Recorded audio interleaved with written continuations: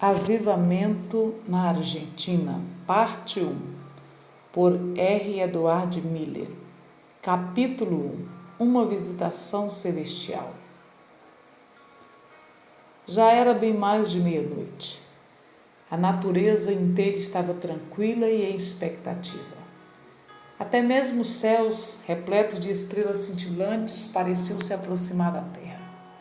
E àquela hora, procedendo das profundezas do coração de um jovem polonês, um intenso clamor, produzido pelo próprio Deus, subiu ao céu. Deus o ouviu e sua resposta chegou. Poderia ser apenas imaginação? Esta sensação estranha que as estrelas do céu estavam descendo sobre ele? Brilhavam com fulgor cada vez maior, até parecerem grandes bolas de fogo.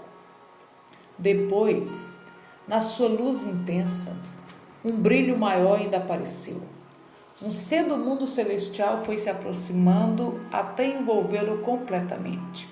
O rapaz, um jovem com menos de 20 anos, se achou na própria presença de Deus, presença santa, majestosa e terrível.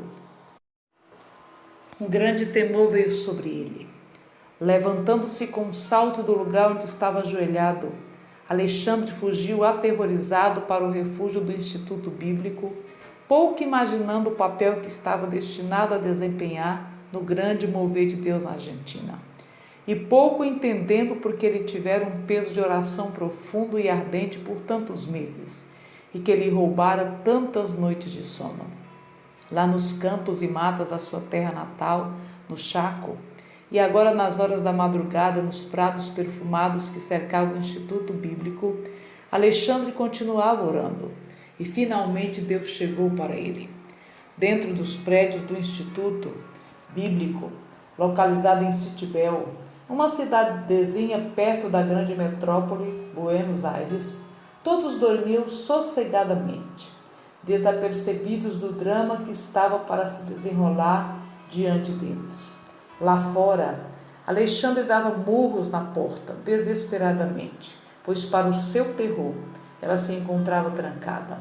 Ele gritou para alguém abri-la. Finalmente um dos alunos acordou, reconheceu a sua voz e levantou para atendê-lo. Pensando assim escapar da presença atemorizadora que o acompanhava, Alexandre entrou correndo, mas o visitante celestial entrou junto. Dentro de poucos momentos, todos os alunos estavam acordados. Ao sentirem a presença santa, o temor de Deus caiu sobre eles. Começaram a se arrepender, clamando a Deus por perdão. O Espírito do Senhor, santo e poderoso, tratou com todos eles. Nenhum dos que estavam presentes pôde escapar ao fogo santo da sua presença. Uma moça, indisposta a revelar o seu pecado, arrepender-se e abandoná-lo, arrumou apressadamente a sua mala e desapareceu. Por muitas noites em seguida, os alunos temeram ficar sozinhos. Até aqueles que estavam juntos no quarto se lançavam na mesma cama, sem ao menos tirar os sapatos, pois a presença atemorizante do Deus vivo e santo havia acompanhado o nosso visitante angélico e os alunos estavam com medo. Na manhã seguinte, 5 de junho de 1951, reunimos-nos para o período de oração anunciado, que substituirá o horário normal de aulas. Lá fora, uma grande tempestade rasgava a atmosfera como se houvesse um enorme conflito nos céus ao nosso redor. Mas dentro do Instituto, o ambiente de expectativa nos aquietava a todos, enquanto esperávamos que Deus agisse. Poucos momentos depois de começarmos a orar, nosso visitante celestial chegou novamente e ficou ao lado de Alexandre. Este foi transportado no espírito por esse ser poderoso a países distantes. Começou a viajar pela face da terra, olhando para baixo e vendo muitas cidades. Ele conheceu o nome de cada cidade onde foi levado. Abrindo a sua boca, começou a falar, devagar, resolutamente, distintamente, repetindo cada palavra 2 vezes ou mais, contando-nos o nome de cada cidade que visitava.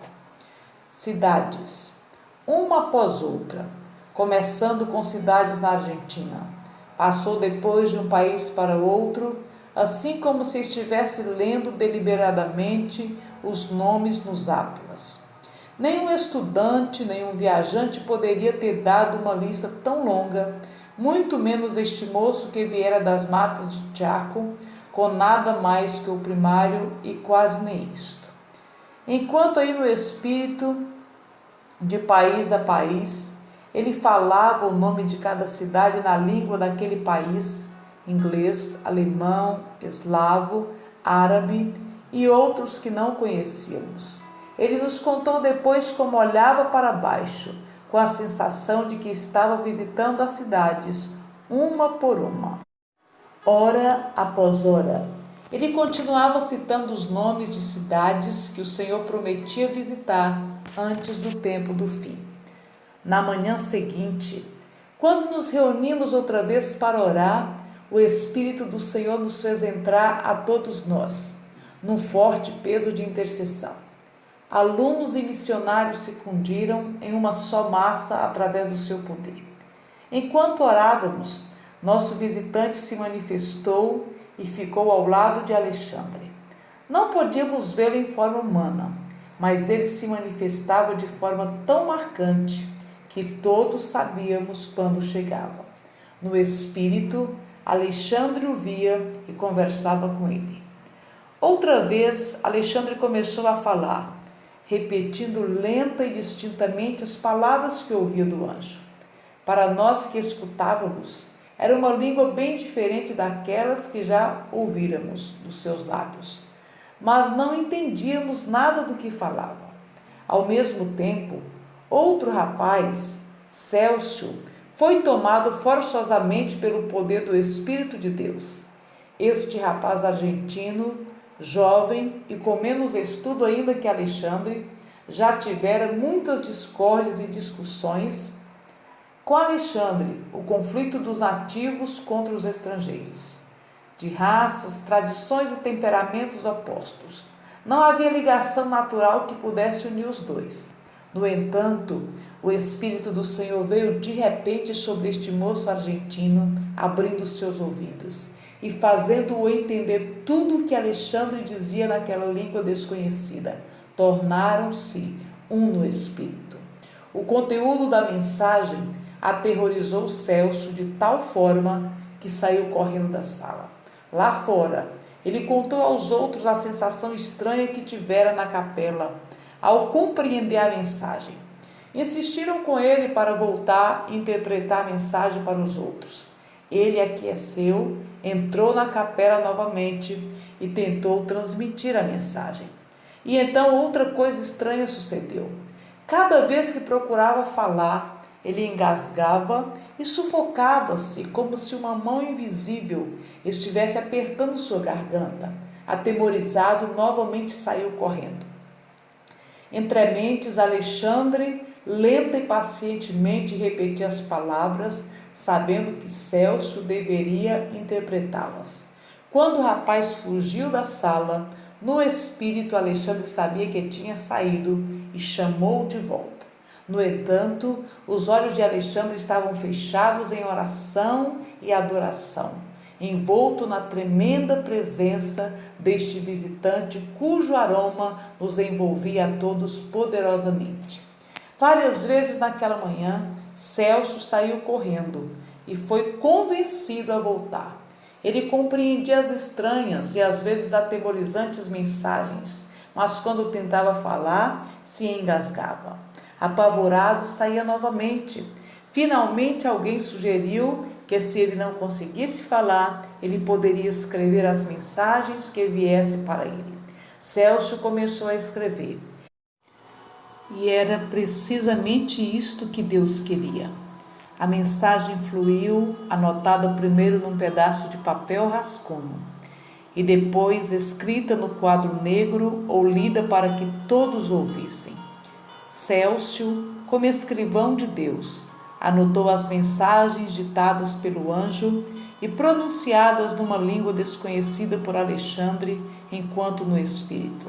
O desejo de Deus era que as mensagens fossem escritas e guardadas, não faladas e logo esquecidas ou perdidas. Quando o Espírito primeiro caiu sobre o grupo reunido no Instituto Bíblico, um jovem estudante de medicina que posteriormente recebeu seu título de doutorado e que frequentava as aulas no regime externato, ficou escandalizado. Isto é do diabo e precisa ser impedido, protestou. Mas ao ler a primeira mensagem transmitida por Célcio, ele se convenceu de que era de Deus. Conheço Célcio, ele disse, e sua pobreza de estudo e incapacidade literária. Só Deus poderia fazê-lo escrever num estilo como esse. Esqueciam-se das refeições. Um sanduíche ocasional ou uma merenda rápida era o suficiente. O sono era uma interrupção obrigatória, porém abreviada. Enquanto o grupo continuava orando, o visitante se manifestaria para deixar outra mensagem. Muitas horas eram passadas em oração profunda e em intercessão pelo tremendo poder de Deus. Depois da primeira semana, o visitante não vinha tão frequentemente como no princípio.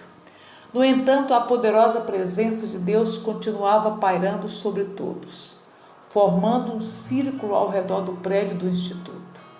Estranhos que penetravam naquele raio invisível comentavam sobre as estranhas sensações que tiveram ao entrar na presença do Senhor. Todos aqueles que foram levados por Deus a experimentar manifestações estranhas e maravilhosas foram também introduzidos numa intercessão extraordinária pelo Espírito Santo. Oravam como jamais ouvi um grupo de pessoas orar. Embora houvessem pouca compreensão naquela época do propósito dessas tremendas ondas intercessoras. Mesmo assim, hora após hora, um grande clamor pela intervenção de Deus continuava subindo de cada pessoa presente. Estudantes, professores e missionários eram ligados uns aos outros através das manifestações do seu espírito, chorando incontrolavelmente, em profundo quebrantamento diante do Senhor, sob o peso do Espírito em favor da Argentina.